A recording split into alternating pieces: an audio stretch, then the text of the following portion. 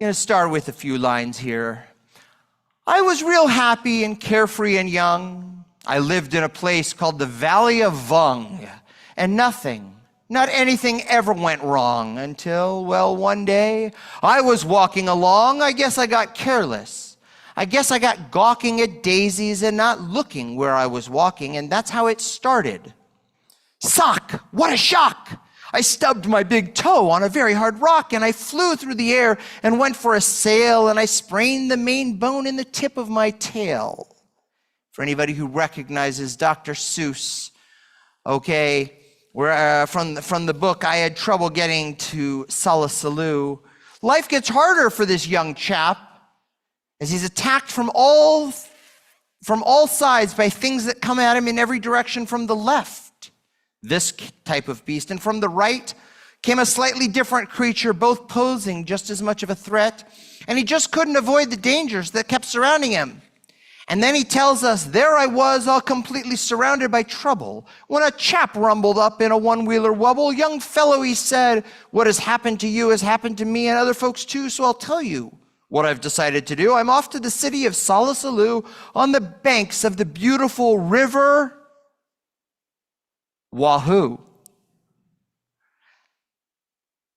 where they never have troubles, at least very few. It's not very far. My camel is strong. He'll get us there fast. So hop on, come along. And the journey is beset by many troubles, including a draft animal that falls sick, a bus that breaks down, a flood, a general of an army conscripts the protagonist into his army. The army retreats during the battle, leaving the protagonist alone, escaping into a dark tunnel. The protagonist suffers numerous further mishaps before finally reaching an exit door to Salisaloo, and he discovers that Salisaloo is surrounded by a wall with one door. The doorman apologizes. He can't open it because a key-slapping slipper recently nested in the keyhole, meaning that the single trouble in trouble-free Salisaloo is you can't get in. And he says, I'm leaving Salisaloo on the banks of the beautiful river Wahoo, where never have troubles, at least very few, and I'm off to the city of Bula Bubal on the banks of the beautiful river Wuwal, where they never have troubles, no troubles at all. Come along, and you'll never have any more troubles, young man. Though the doorman offers to take the young chap with him, our main character declines, reasoning that avoiding his troubles only causes worse troubles in the end, and returns home, determined to face his troubles.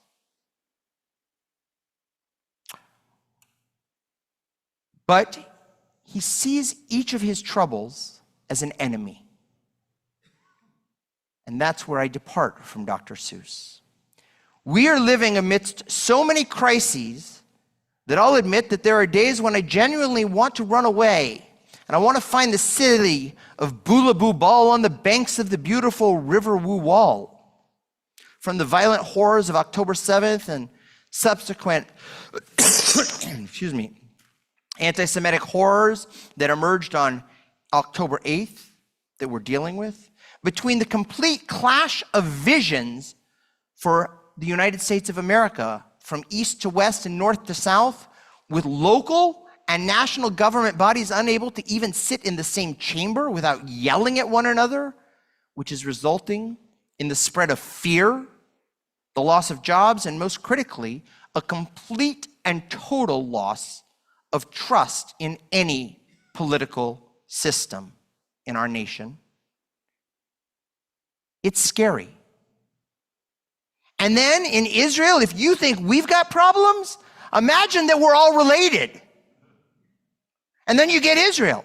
As one commentator put it, the incessant news about Netanyahu firing this person and this person, the head of the Shin Bet, the internal security system, the attorney general, the resumption of the war in Gaza, the hostages, what they're calling in Israel Kantor Gate, which is illegal money coming into Netanyahu aides through various sources from Qatar governments.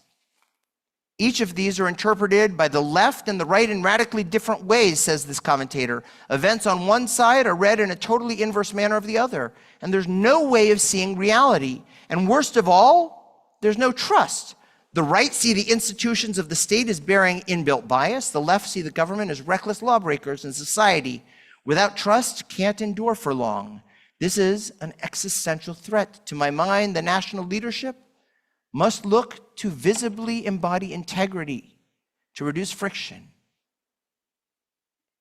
But how do we get there?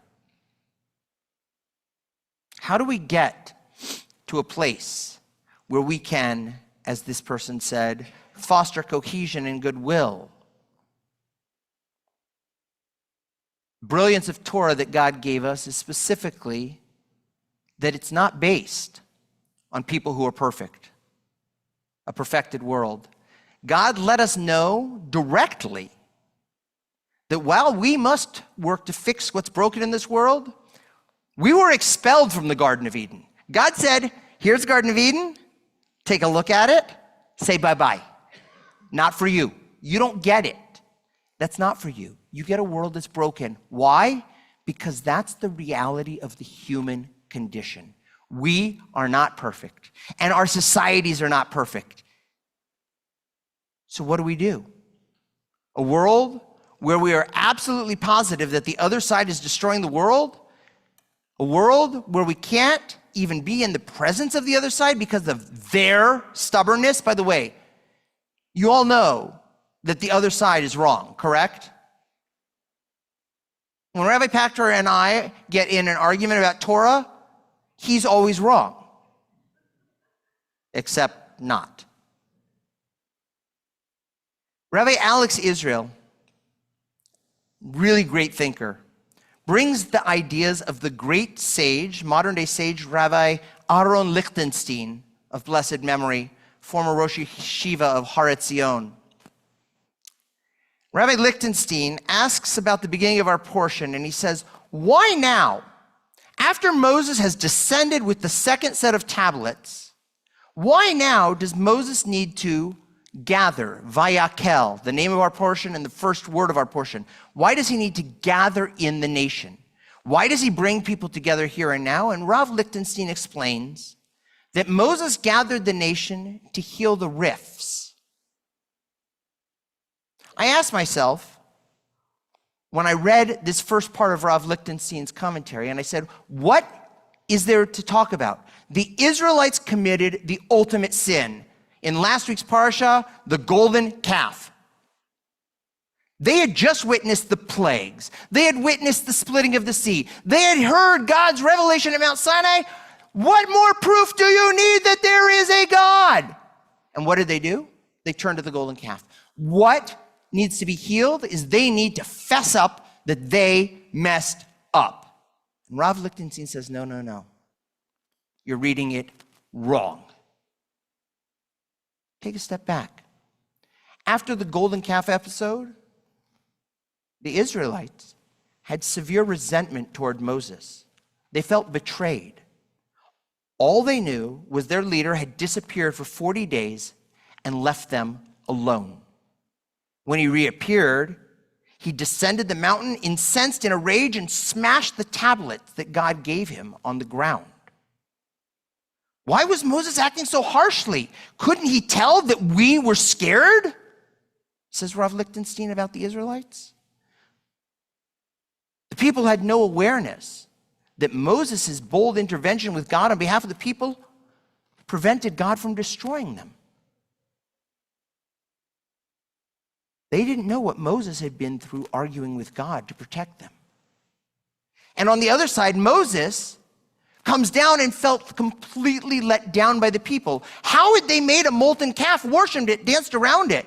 He'd led them to Sinai. He'd forged a grand covenant. And now this, in 40 days, that quickly they let go of him? Moses hadn't had time to hear how confused and scared the nation was when he disappeared from their camp. How they yearned for something to anchor them. A lifeline, how they sought legitimacy by approaching Aaron to help them. Moses didn't know their side. Moses couldn't see their side, and they couldn't see Moses' side. Each side could only hear the narrative that was their own. Each side felt they were insulted, hurt, and misunderstood. And so Moses gathered the people to begin the process of healing. How does healing happen? Healing can happen through a process called dual narrative. Dual narrative can be a literary tool where you read a book and you read this person's view and this person's view and this person's view and this person's view. But dual narrative can also be a way of bringing people together to say, why do you feel that way? I hear that. Not you're wrong, not you're wrong, but tell me and explain it to me. I might not agree with it. As a matter of fact, I might think you are completely and totally and utterly mistaken. But if I can hear the other narrative, then I can hear the possibility of sitting down with you. I can hear the possibility of working with you.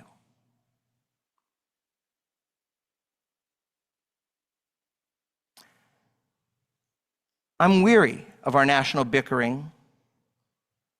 I'm exhausted by factions, acrimony, fearful of our lack of trust.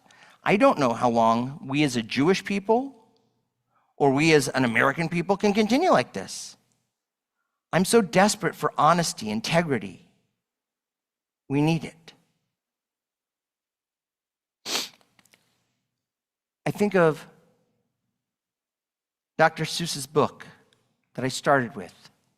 And I say to myself, we can't just bury our heads in the sand, and we can't run away to Salah Salul or Bula Bubal or Hula Hulu or wherever else we might want to run to, although there are days I really would like to run and just buy some island in the Caribbean and let people on who just agreed with me.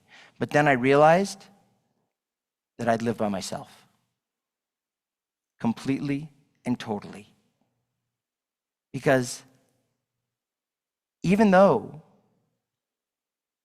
my wife and I agree on 90-some-odd% of everything, there's 5, 6, 7% of things that we disagree with, and she's always right. Right, honey? Good answer. Uh-oh. Stephen Sperling wants to have a talk with me, Shauna.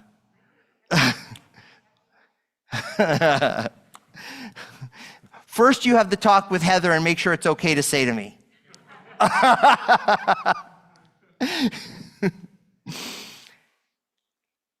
My friends, until we're able to hear the other narrative, no matter how much we might disagree with it, until Moses was able to bring people together to hear their fear, and for them to hear Moses' frustrations, they couldn't build the Mishkan. First, they had to come together. First, they had to have Shabbat, where they sat down and listened, and then they could embark on building something amazing. May it be this way for all of us. Amen.